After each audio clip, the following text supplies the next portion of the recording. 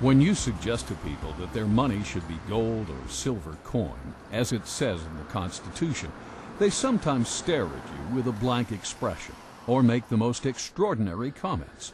So, what's going on here? Why does the Constitution clearly state that our money shall be coin, yet we are using government-issued, supposedly official, paper dollar bills?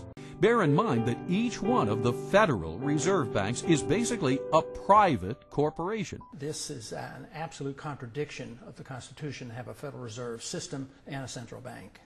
I consider the Federal Reserve Act and the creation of the Federal Reserve as being unconstitutional. It gave the government then the power to create legal tender out of thin air. So it was very, very special interest directed, and it was designed for the elite. They're called the Jekyll Island Club, and its members were a relatively small group of billionaires from New York, people like J.P. Morgan and William Rockefeller and their business associates. And they created the Federal Reserve. Hopefully someday people here in Washington, especially the members of the Banking Committee, will gain some interest in this subject, because ultimately we will have to address it. But a fiat monetary system or a paper money system is merely a system where the government has this power and authority to dictate and insist that a piece of paper is legal tender.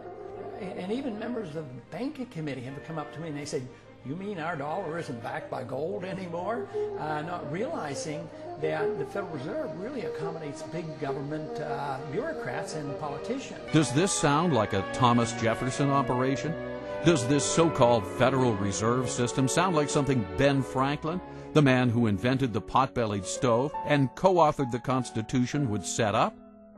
Or does this system sound more like something George Orwell would write about in his nightmare book, 1984?